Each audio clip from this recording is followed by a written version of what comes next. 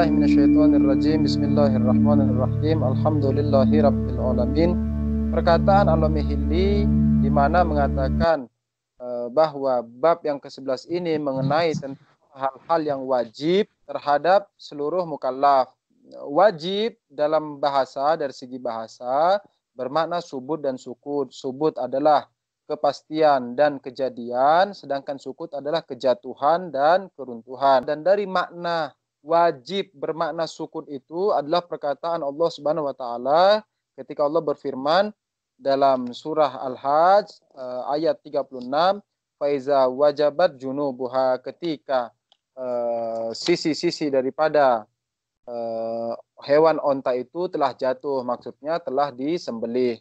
Fakulu minha wat'imu al-qani'a wal mu'tara, maka makanlah sebagian dari hewan itu, yakni dari kurban itu, dan berikanlah makan kepada orang-orang yang berkanaah dan orang-orang yang fakir tetapi menyembunyikan kefakirannya. Dan dari segi istilah, al-wajibu huwa ma yuzammu tarikuhu ala ba'zil wujuh. Wajib dari sisi istilah bermakna sesuatu di mana orang yang meninggalkannya akan tercela, namun ala ba'zil wujuh, dari sebagian saja, yakni tidak secara keseluruhan melainkan secara sebagian atau partikular. Kenapa begitu? Kenapa dikatakan hanya sebagian saja? Apa maksudnya dari Syekh Fazil Miqdad ini mengatakan ala ba'zil wujuh? Karena begini, tidak semua orang-orang yang baginya ada sebuah kewajiban lalu dia meninggalkannya, maka tidak semuanya itu tercela. Ada yang tidak tercela. Itu di mana? Itu nanti di pembahasan wajib kifai. Ketika kita membagi wajib itu menjadi dua, yaitu wajib aini dan wajib kifai. Nah, wajib kifai itu orang yang meninggalkan kewajibannya itu tidak tercela. Maka orang yang wajib adalah apa dari segi istilah? Wajib dari segi istilah adalah sesuatu di mana orang yang meninggalkannya maka dia akan tercela. Namun ketercelaan ini dari sebagian sisi saja, tidak dari seluruh sisi-sisinya. Itu yang disebut dengan wajib secara istilah. Wahwa ala kismaini, dan wajib itu ada dua bagian. Ada wajib aini, ada wajib kifai. Wajib aini itu apa? Wajib aini itu dikatakan kewajiban di mana ketika sebagian orang lain melakukan amalan tersebut, maka bagi orang yang lain itu kewajibannya tidak runtuh. Maksudnya itu gimana? Maksudnya begini. Perlu difahami untuk memahami apa sih maksud dari kifai dan aini ini. Yang pertama, sebagai mukaddimah. Yang pertama, baik itu wajib aini maupun wajib kifai secara kewajiban, maka itu berlaku kepada semua mukallaf. Maksudnya, ketika Tuhan mewajibkan sesuatu, apakah itu wajib aini ataupun itu wajib kifai, maka Tuhan itu menyerukan kepada seluruh mukallaf tanpa terkecuali. Saya ulangi. Ketika Tuhan mewajibkan sesuatu, yaitu Tuhan memerintahkan sesuatu, baik itu wajib aini maupun wajib kifai, maka Tuhan memerintahkan kepada seluruh mukallaf tanpa terkecuali. Nah, inilah maksudnya bahwa wajib, baik itu wajib aini maupun wajib kifai, dari sisi kewujubannya itu berlaku kepada seluruh mukallaf. Bedanya itu di sini. Di wajib aini benar bahwa Tuhan itu memerintahkan dan mewajibkan kepada seluruh manusia. Namun dengan perlakuan sebagian manusia, yakni dengan sebagian manusia melaksanakan kewajiban itu, maka hal itu tidak meruntuhkan kewajiban manusia yang lainnya. Contoh misalnya apa? Contoh misalnya sholat. Ketika Tuhan memerintahkan sholat kepada Pak Fajar dan Pak Fajar melaksanakannya, Tuhan juga memerintahkan sholat itu kepada Pak Gusli. Namun Pak Fajar, ketika Pak Fajar melakukan sholat itu, maka kewajiban sholat bagi Pak Gusli itu tidak runtuh, melainkan Pak Gusli tetap memiliki kewajiban untuk sholat, dan kewajiban itu tidak terlepas dari badannya, dari dirinya. Ini yang disebut wajib aini. Wajib kifayah itu gini, Tuhan dari sisi amarnya, dari sisi perintahnya itu kepada seluruh mukallaf. Namun Tuhan tidak meminta dari satu persatu, melainkan yang diinginkan Tuhan itu hanya bahwa kewajiban ini terjadi, itu saja. Sehingga jika ada sebagian dari manusia, sebagian dari mukallaf melaksanakan kewajiban itu, dan kewajiban itu secara tabiatnya dia terjadi, maka iradah Tuhan, yakni keinginan Tuhan itu sudah terjadi, yakni sudah terselesaikan, sehingga bagi yang lain kewajibannya menjadi runtuh. Masih kurang jelas, Yusuf? Oke, saya ulangi lagi. Saya misalkan begini nih. Contoh misalnya Pak Ali Sadewo itu manajer di sebuah perusahaan. Pak Ali Sadewo punya anggota 20 orang. Bukan contoh ini, Pak Ali Sadewo memang seorang manajer di perusahaan, tapi saya mau mencontohkan saja dalam bentuk yang lain. Nah, ini misalnya Pak Ali Sadewo adalah seorang manajer di sebuah perusahaan di mana memiliki 20 orang anggota. Oke. Terkadang Pak Ali Sadewo menghendaki sesuatu. Keinginan Pak Ali Sadewo ini bisa dalam dua bentuk. Bentuk yang pertama, Pak Ali Sadewo menginginkan sebuah fiil, yakni Pak Ali Sadewo menginginkan sebuah perbuatan di mana perbuatan ini berlaku kepada seluruh yang 20 anggotanya itu, dan semuanya harus melaksanakannya. Bentuk yang kedua gimana? Bentuk yang kedua begini, terkadang Pak Ali Sadewo itu menginginkan sebuah perbuatan, namun yang diinginkan Pak Ali Sadewo itu hanyalah bahwa perbuatan ini terjadi, itu saja, tanpa ada kehendak yang lain. Yakni Pak Ali Sadewo menginginkan bahwa di dunia ini perbuatan ini terjadi, baik dia dilakukan oleh satu orang, ataupun dilakukan oleh 10 orang, ataupun dilakukan 100 orang, pokoknya Pak Ali Sadewo nggak mau tahu. Yang Pak Ali Sadewo mau, perbuatan ini terjadi. Oke, ini dua bentuk kehendak Pak Ali Sadewo. Nah, yang pertama itu disebut wajib aini, di mana Pak Ali Sadewo menginginkan sebuah perbuatan, dan Pak Ali Sadewo menginginkan semua anggotanya yang 20 orang itu harus melaksanakan perbuatan itu. Terus kehendak keduanya Pak Ali gimana? Kehendak keduanya Pak Ali Sadewo itu begini, pokoknya saya mau ada sebuah perbuatan terjadi, saya nggak mau tahu berapa orang saja yang melaksanakannya, pokoknya perbuatan ini harus terjadi. Oke, berarti itu dua contoh kehendak dan iradah Pak Ali Sadewo sebagai manajer perusahaan terhadap 20 orang anggotanya itu. Nah, kalau antum melihat, ketika Pak Ali Sadewo itu memerintahkan, dia memerintahkan kepada 20 orang anggotanya itu, baik itu wajib aini maupun wajib kifai, semuanya diperintahkan, ya kan? Nah, artinya perintah Pak Ali Sadewo itu awalan berlaku kepada seluruh orang. Nah, terus bedanya di mana? Bedanya di tingkatan keduanya, di tingkatan pelaksanaan amalnya, yakni yang aini, di mana semua 20 orang anggotanya Pak Ali Sadewo itu harus melakukannya tanpa terkecuali, sedangkan di kifai yang diharapkan oleh Pak Ali Sadewo hanya terjadinya perbuatan itu, baik itu dilakukan satu orang, dua orang, tiga orang, atau seorang yang cukup untuk melaksanakan perbuatan itu. Nah, wajib aini dan wajib kifai demikian adanya. Contoh wajib aini itu apa? Contohnya seperti sholat. Sholat itu Tuhan menghendaki setiap mukallaf itu melaksanakan sholat. Sehingga kelazimannya ketika Tuhan menghendaki setiap mukallaf itu melaksanakan sholat, sehingga kelazimannya apa? Kelazimannya ketika Pak Fajar sholat, maka kewajiban sholat yang dari Pak Ali Sadewo itu tidak runtuh. Ketika Kak Firdaus sholat, kewajiban sholat dari Pak Hari itu tidak runtuh. Ketika Pak Gusli sholat, kewajiban sholat dari Pak Jaka itu tidak runtuh. Kenapa? Karena Tuhan menghendaki setiap dari antum itu harus melaksanakan sholat. Nah, sedangkan kewajiban kedua itu kewajiban kifai. Kewajiban kifai itu gimana?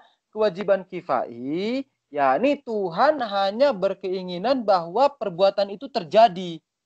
Nah, sehingga jika dengan 2 orang atau 3 orang atau sebagian orang melaksanakan perbuatan itu dan perbuatan itu terjadi, maka bagi yang lain kewajibannya menjadi runtuh. Contohnya seperti apa? Contohnya amar ma'ruf nahi mungkar. Jika misalnya ada orang minum-minum, lalu membuat keributan. Minum-minum yakni minum khamar, bukan minum teh manis, atau minum saraba, atau minum cendol. Minum khamar. Jika ada orang minum khamar di tempat umum, bukan di tempat tersembunyi. Kalau di tempat tersembunyi, antum tidak boleh ganggu-ganggu, tidak boleh curi-curi mata, tidak boleh selidiki-selidiki, tidak boleh. Orang minum di tempat umum, di tengah jalan, di tempat keramaian, dia minum-minum khamar. Lalu mengganggu orang lain. Nah, itu antum wajib beramar ma'ruf nahi mungkar jika syarat-syaratnya terpenuhi. Contohnya seperti apa? Contohnya tidak membahayakan nyawa antum atau saudara antum atau keluarga antum. Tidak membahayakan harta gonogini antum itu. Juga syarat ketiga yakni antum mengihtimal, yakni memberi kemungkinan. Antum memberi kemungkinan di mana si fulan ini kalau saya nasihati, saya amar ma'ruf nahi mungkari, dia akan menerima amar ma'ruf nahi mungkar saya ini. Yang keempat, syaratnya di mana antum tahu bahwa ketika antum amar ma'ruf nahi mungkar, dia tidak akan tambah jahat lagi. Jika 4 syarat ini tidak terpenuhi, maka antum tidak wajib nahi amar ma'ruf nahi mungkar. Nah, persoalan kita ketika antum sudah wajib, yakni 4 syarat ini sudah terpenuhi dan antum wajib untuk amar ma'ruf nahi mungkar. Oke. Nah, sekarang untuk menasihati orang ini, yakni untuk menghentikan dia minum dan menghentikan dia tidak mengganggu orang, butuh berapa orang? Kurang lebih 4-5 orang. Nah, ketika 4-5 orang ini melakukan amar ma'ruf nahi mungkar, yakni menasihatinya, lalu menahannya, lalu menggiringnya sehingga tidak mengganggu orang lain, dan itu sudah terjadi, maka bagi seluruh mukallaf yang lain kewajiban itu runtuh, yakni tidak berlaku lagi.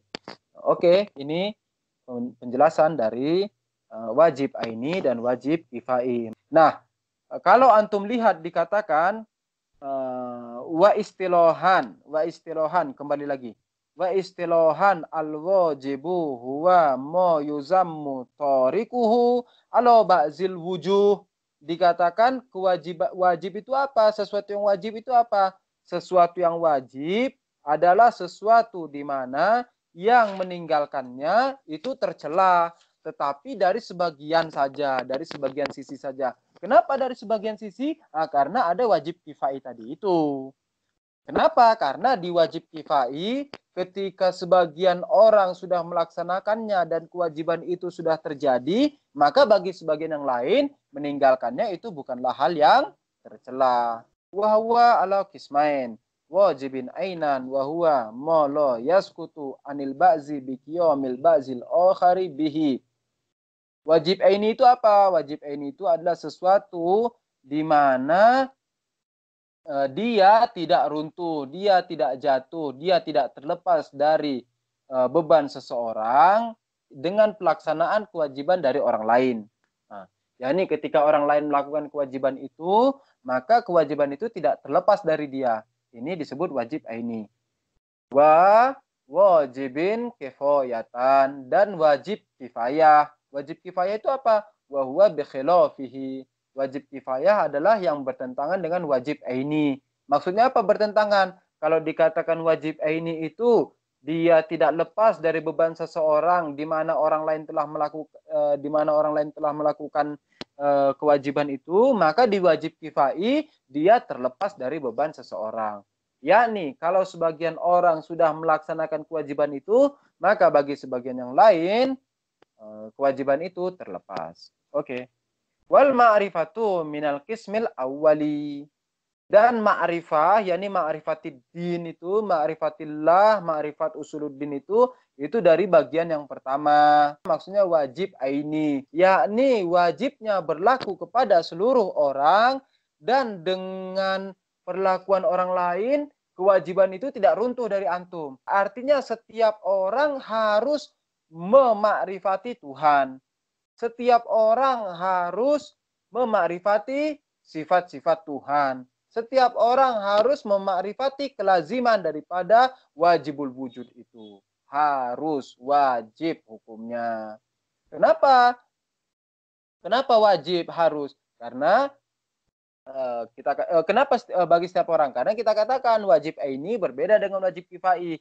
Wajib kifai itu jika misalnya Pak Hari sudah memakrifati Tuhan, maka saya misalnya sudah terlepas dari kewajiban itu. Itu kalau wajib kifai. Sedangkan wajib aini itu di mana setiap orang harus melaksanakan perbuatan tersebut, yaitu perbuatan apa? Perbuatan ma'rifat itu. Yani setiap orang harus memakrifati Tuhan tanpa terkecuali. Lalu wajib yang dimaksud tadi dikatakan adalah Al-Mihli mengatakan wajib adanya untuk wajib bagi seluruh mukallaf. Wajib itu hukum apa sih? Dalam Islam hukum itu ada dua. Oke. Dalam Islam hukum itu ada dua. Ada hukum taklifi, ada hukum waz'i. Hukum taklifi dan hukum waz'i.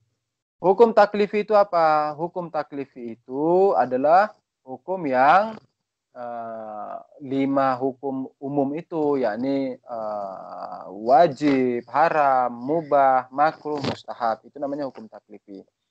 Hukum waz'i itu apa? Hukum waz'i itu seperti seperti sahih, batal, muamalahnya batal misalnya, atau pernikahannya sahih, benar. Untuk memahami hukum dengan baik dan mudah, kita bagi begini. Segala hukum Tuhan itu mengikuti, yakni sesuai dengan maslahat dan mafsadah. Maslahat yakni apa? Maslahat yakni kebaikan. Mafsadah apa? Mafsadah yakni keburukan. Berarti kita sudah punya dua pembagian. Hukum-hukum Tuhan itu mengikuti maslahat ataukah dia mengikuti mafsadah. Maslahat itu juga ada dua. Jika maslahatnya itu sampai pada derajat keharusan, maka dia wajib. Jika tidak sampai pada wajib, pada derajat keharusan, maka dia mustahab hukumnya. Mafsadah juga ada dua. Jika mafsadah itu sampai pada tingkat, sampai pada derajat keharusan untuk ditinggalkan, maka dia haram hukumnya. Namun jika tidak sampai pada derajat keharusan, maka dia makruh hukumnya. Sedangkan sesuatu di mana dia bukanlah sampai pada tingkat derajat keharusan pada mafsadah dan keharusan pada maslahat, dia disebut sebagai mubah. Contoh mubah seperti apa? Contoh mubah seperti jalan kaki. Contoh mubah seperti berbicara. Contoh mubah seperti melihat. Itu semua mubah. Kemudian al-ma'rifatu minal qismil awwali. Ma'rifat itu dari qismil awal, dari pembagian wajib aini. Falizalika qala yajibu ala ummatil mukallafin. Dan dari itulah Al-Mihli mengatakan wajib terhadap seluruh mukallaf. Kenapa dikatakan wajib terhadap seluruh mukallaf? Karena ini adalah wajib aini. Ketika dia wajib aini, maka wajib terhadap seluruh mukallaf. Yakni dengan perlakuan sebagian orang, maka tidak meruntuhkan kewajiban dari orang yang lain. Mukallaf itu siapa sih? Dikatakan wajib terhadap seluruh mukallaf. Mukallaf itu siapa sih? Al-mukallafu huwal insanu Awalan mukallaf itu harus insan, harus manusia, bukan bukan kambing, bukan sapi, bukan kuda.